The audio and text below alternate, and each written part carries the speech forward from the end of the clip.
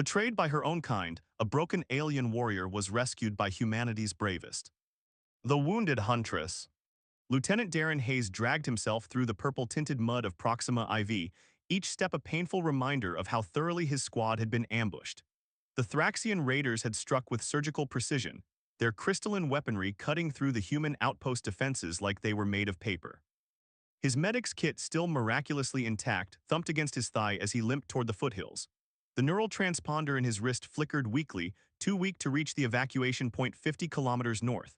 The acrid smell of ionized air and burnt biomatter hung heavy around him, an all-too-familiar perfume of death that clung to his nostrils. "Command, this is Lieutenant Hayes," he wheezed into his comm unit. "Anybody receiving? The outpost is gone. I repeat, Outpost Epsilon is gone." Only static answered him. Rain began to fall, if you could call the caustic purple precipitation that plagued this world rain. His environmental suit would hold for a few hours, but he needed shelter. According to his damaged topographical scan, there was a network of caves in the foothills ahead. The strange, warbling cry stopped him in his tracks. It wasn't human, that much was certain, but it wasn't the typical war screech of a Thraxian warrior either. This sound carried pain, desperation. Every ounce of military training told him to ignore it, to survive, to make it back to human territory. But he was a medic first, soldier second. Darren followed the sound, his hand resting on his sidearm. As he crested a small ridge, he saw her. A Thraxian huntress lay half-submerged in the purple mud, her normally iridescent scales dulled with grime and what appeared to be blood, black as oil against her silver-blue skin. Most striking was the state of her lower body. Where powerful digitigrade legs should have been, there were only ragged stumps ending just below her knee joints. The precision cuts could only have come from Thraxian weapons. Her head snapped up at his approach, 4 amber eyes narrowing to slits. Despite her condition, she managed to raise a serrated blade, more ceremonial than practical but deadly nonetheless. "Stay back, human," she hissed, her translator device crackling with damage. "I will gut you where you stand." Darren raised his hands slowly, palms out. "I'm a medic, you're bleeding out." "Then let me die with honor," she spat, though her blade trembled with the effort of holding it aloft. "I need no pity from prey." He took a cautious step closer. "Those aren't combat wounds," he said, gesturing to her legs. "Your own people did that to you." The 4 eyes blinked in rapid succession, a Thraxian expression of shock or perhaps shame. The blade lowered slightly. "My name is Darren," he continued. "Lieutenant Darren Hayes, what's yours?" She stared at him as though he'd asked the color of her soul. "You would ask the name of your enemy." "I'd ask the name of someone I'm about to treat," he corrected, slowly removing his medic kit. "Professional courtesy." For a long moment she said nothing. Then, "Vexora, Huntress Vexora of the Crimson Fang Clutch." She paused, searching his face with those unsettling amber eyes. "Why would you save one who has hunted your kind?" Darren shrugged, already prepping a nanite hemostatic gel. "Because I can, and because this war is stupid enough without adding one more body to the tally." "The matriarchs would call you weak," she said, but allowed him to approach. "Yeah, well, my commanding officer would call me a traitor, so I guess neither of us is winning popularity contests today." As he worked to stabilize her wounds, he noticed the intricate markings etched into her scales, not decorative but some kind of rank or lineage identifier. Her upper body was powerfully built, with musculature that spoke of years of combat training. Despite her injuries, there was undeniable grace in her movements. "Your legs," he ventured, "why would your own people do this?" Vexora's jaw ridge flexed, the Thraxian equivalent of gritting teeth. "I questioned our intelligence reports, suggested that humans might not be the mindless vermin our propaganda claims." Her clawed hand tightened around her blade. "The matriarchs do not tolerate such progressive views. So they made an example of you." "A mercy," she corrected bitterly. "The traditional punishment for heresy is exsanguination in the public square." Darren winced. "Charming culture you've got there." Her eyes narrowed. "As if humans are any different, your kind exterminates what it does not understand."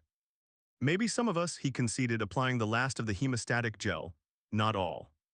The caustic rain was falling harder now, hissing as it hit their environmental protection. Darren's suit integrity was down to 43%. They needed shelter, and soon. "I need to move you," he said. "There are caves nearby." "Leave me," Vexora insisted, though her voice had lost its earlier venom. "Your suit won't sustain 2 for long in this downpour." "And here I thought Thraxians were supposed to be tactical geniuses," Darren quipped. "2 have better survival odds than 1 alone on this rock." Before she could protest further, He had already begun fashioning a makeshift travois from debris and the sturdy fabric of his emergency shelter. The rain intensified, burning tiny holes in his outer suit layer wherever it made contact. "There's a lot I don't understand about your people," he admitted as he secured her to the travois. "Like why a species advanced enough for interstellar travel still puts so much stock in barbaric punishments." "There's much you don't understand about tradition and honor," she replied, but there was a thoughtfulness in her tone that hadn't been there before. "Though I begin to see why some in the clutch whisper that humans are more complex than we've been taught." Darren began pulling the travois, each step a new exercise in pain management. His cracked ribs screamed in protest, but he pushed forward. Complicated enough to save an enemy combatant at least. "Why?" she asked again, genuine confusion in her multi-toned voice. "There must be some strategic advantage you seek." "Does there have to be?" The first cave entrance came into view, a jagged mouth in the purple-streaked stone. "Maybe I'm just tired of seeing death." The cave system was mercifully dry, with smooth stone floors that spoke of ancient water flow. Deeper in, they found a chamber large enough to set up camp but small enough to defend if necessary. The weak signal from his neural transponder couldn't penetrate the rock, but it also meant they couldn't be tracked. Once he'd established their temporary shelter, Darren turned his full attention to Vexora's injuries. The hemostatic gel had stopped the bleeding, but infection was a serious risk. "I need to clean these properly," he said, examining where her legs had been severed. "It's going to hurt." "Pain is a teacher," she replied stoically. "Do what you must." As he worked, Darren found himself studying the huntress more closely. The bioluminescent markings along her neck and shoulders pulsed with her heartbeat, faster than normal for a Thraxian, according to his medical training. Her facial structure, while alien, had a certain severe beauty to it, with high cheekbones and a strong jawline that tapered to a slightly pointed chin. "Your medical technology is adequate," she observed, watching him work, "though your methods lack efficiency." Darren couldn't help but laugh. "Is that Thraxian for thank you?" The corner of her mouth twitched, almost a smile. "We do not have a word for gratitude toward an enemy." "Then maybe it's time you invented one," he suggested, applying a regenerative matrix to her wounds. "The nanites within would prevent infection and promote healing, though they couldn't regrow limbs. Because like it or not, we're in this together now." Outside, the storm intensified, violet lightning illuminating the cave entrance in staccato bursts.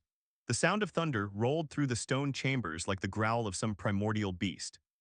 "When the storm breaks," Vexora said quietly, "my people will be hunting both of us. A human who aids a traitor is as guilty as the traitor herself."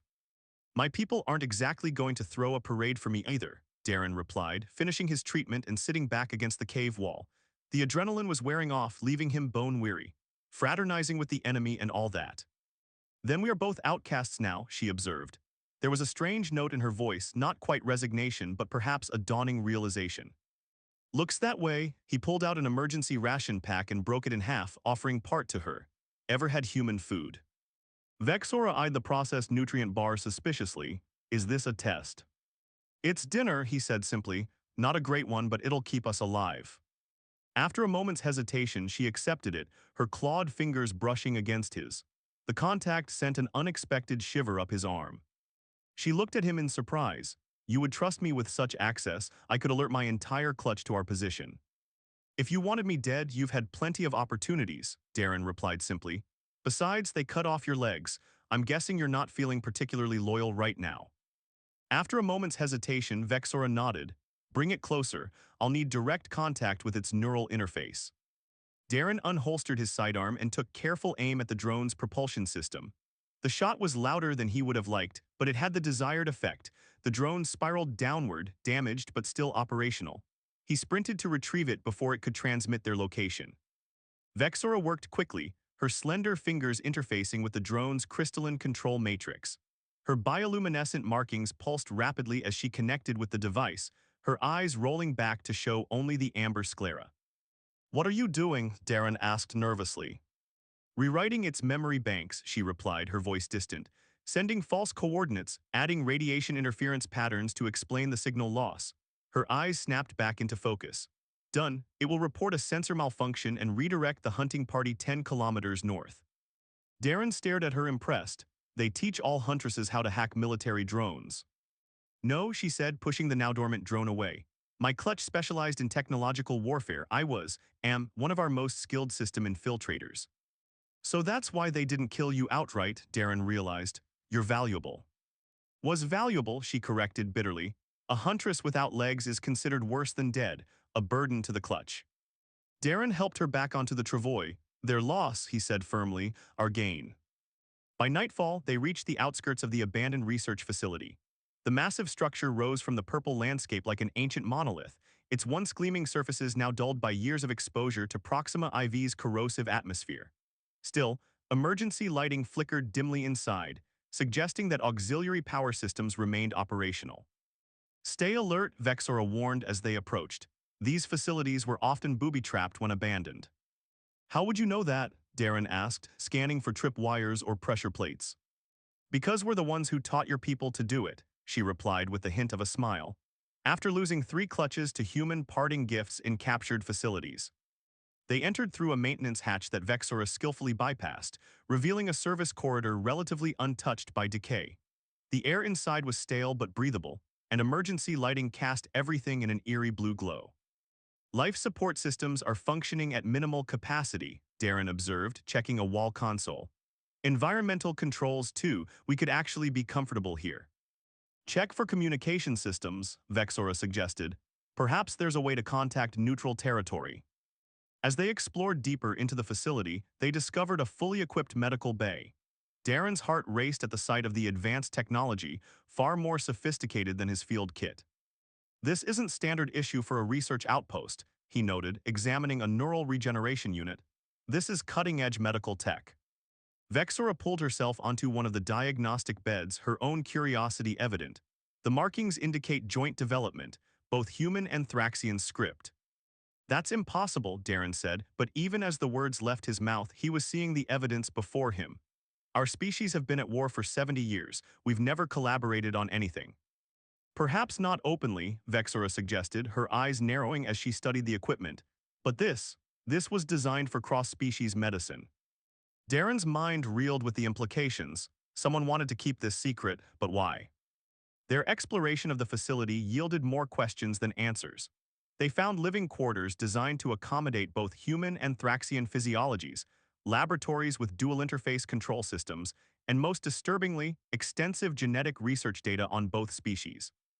Look at this, Vexora called from a terminal she'd managed to access. Research logs dating back to before the war. Darren leaned over her shoulder, scanning the information. They were studying genetic compatibility between our species, testing hybrid cell viability. And succeeding, Vexora added, pointing to a series of results. These cellular fusion experiments show stable integration of human and Thraxian DNA. An uneasy feeling settled in Darren's stomach. Why would anyone want to know if our species were genetically compatible unless they knew something we didn't, Vexora finished, something worth hiding behind a manufactured war.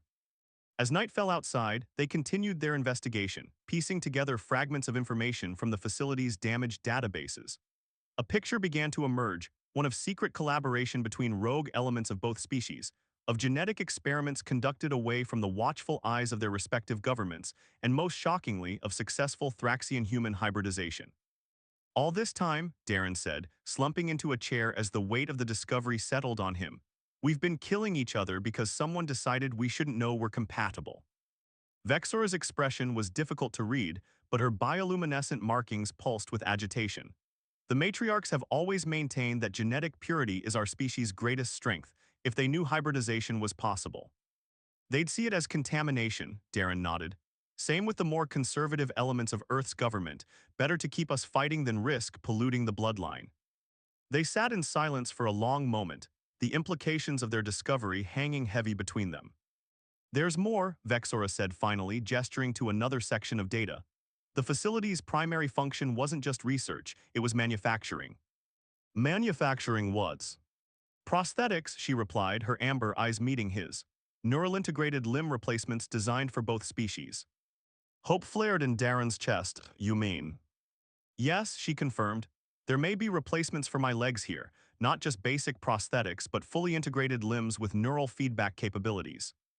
The medical bay's storage units required both human and Thraxian biometric authentication to access, a safeguard that now worked in their favor. Inside, they found exactly what they'd hoped for. Advanced cybernetic limbs designed specifically for Thraxian physiology. These are beyond anything either of our species has publicly, Darren marveled, examining the sleek, articulated prosthetics. The neural integration system alone is decades ahead of current technology. It will require a specialized installation procedure, Vexora noted, studying the technical specifications. One that requires both a human and Thraxian to perform. Their eyes met, understanding passing between them. They designed it this way deliberately, Darren realized, forcing cooperation. Can you do it? She asked, and for the first time since he'd met her, Vexora sounded uncertain, vulnerable. Darren studied the procedure protocols carefully. It's complex, but with your guidance on Thraxian physiology, yes, I think I can. The installation took hours, a delicate dance of surgical precision and technological interfacing. The prosthetics had to be calibrated to Vexora's specific neural patterns, a process that required her to remain conscious throughout much of the procedure. Through it all, she maintained remarkable composure, only the occasional tremble of her bioluminescent markings betraying her pain. Almost there, Darren murmured, making the final neural connections. The system needs to synchronize with your nervous system. It might feel strange. Strange proved to be an understatement. As the prosthetics came online, Vexora arched off the table, her four eyes wide with shock. Darren felt it too, a phantom sensation of connection, as if for a brief moment their nervous systems had linked through the calibration process. What was that? He gasped, steadying himself against the table as the sensation faded. Vexora stared at him, equally shaken. Neural feedback loop. The prosthetics are designed to share sensory information, create empathic bonds between operator and technician. Why would anyone design them that way? Perhaps, she said slowly, to ensure that neither species could use the technology against the other. A failsafe of sorts. As the initial shock wore off, Vexora cautiously tested her new limbs. The prosthetics responded fluidly to her commands, the synthetic musculature rippling beneath a protective layer designed to mimic Thraxian scales. When she stood for the first time, towering over Darren at her full height of nearly 7 feet, there was something majestic in her bearing. How do they feel? He asked, unable to keep the awe from his voice. She took a few experimental steps, then a graceful leap that carried her across the room with startling speed and precision. Better than my original limbs, she admitted, examining the articulated joints with appreciation. More responsive, stronger. Through the lingering neural connection, Darren could sense her elation, a heady mixture of relief, power, and something deeper. Gratitude, perhaps, though he knew she had no word for it. Why are you smiling? She asked, tilting her head as she studied his expression. Because you're happy, he replied simply. I can feel it. Her bioluminescent markings pulsed with surprise, then settled into a steady rhythm that somehow matched his own heartbeat. This connection, it is unexpected. But not unwelcome, he ventured. After a moment's consideration, she shook her head. No, not unwelcome. In the days that followed, they explored more of the facility and the data it contained. The picture that emerged was both disturbing and hopeful, evidence of a conspiracy spanning decades, orchestrated by hardliners on both sides to maintain the status quo of conflict, but also proof that humans and Thraxians were not the incompatible species they'd been led to believe. The neural link between them strengthened, an unforeseen side effect of the prosthetic installation procedure.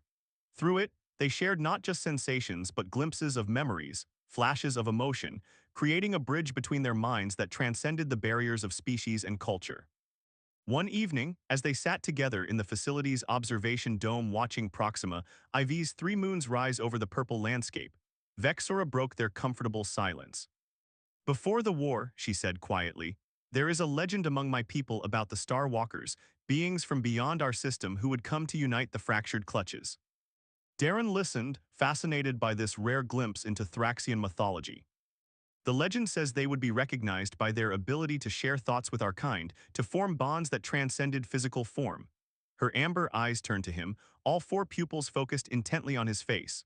Some believed they would be creatures unlike any we had seen before. And others, Darren prompted gently. Others believed they would be like us in form but different in spirit, that the Star Walkers were not separate beings, but what we ourselves could become through union with the cosmos. Her voice had taken on a rhythmic quality, as if reciting ancient words. In joining minds with the other, we find ourselves made whole. The implications hung between them, unspoken but undeniable. My people have stories too, Darren said after a moment, about how the first explorers would find not just new worlds but new ways of being, that in reaching for the stars, humanity would itself be transformed. Vexora's new legs carried her gracefully across the space between them. Without hesitation, she placed her hand against his chest, over his heart. Through their neural link, he could feel her curiosity, her wonder at the rhythm so different from her own dual-chambered heart. Perhaps, she said softly, the transformation begins with us. As her bioluminescent markings pulsed in time with his heartbeat, Darren covered her hand with his own. In that moment, surrounded by the evidence of everything their peoples had tried to keep hidden, they made a decision that would change the course of the war, and perhaps the future of both their species. They would reveal the truth together. It won't be easy, he warned. There are powerful forces invested in keeping our peoples at each other's throats. Vexora's new legs shifted, the advanced servo motors humming softly as she moved closer to him. Nothing worthwhile ever is. Through their neural link, Darren felt her determination, her fierce resolve, and something else, something neither of them had words for yet. A connection that defied the artificial boundaries their societies had constructed. Together then, he said, offering his hand in the human gesture of partnership. She took it, her clawed fingers intertwining with his with surprising gentleness. Together, she agreed, sealing a pact that would echo across the stars. Outside the observation dome, Proxima IV's moons cast their multi-hued light across the alien landscape. Inside, two beings from worlds light years apart discovered that the greatest distance was not between stars, but between minds, and that even that distance could be bridged with courage, compassion, and the willingness to see beyond the boundaries of what they had been taught to believe. In finding each other, they had found a truth worth fighting for, that the future belonged not to those who clung to separation, but to those brave enough to reach across the void and recognize themselves in the other.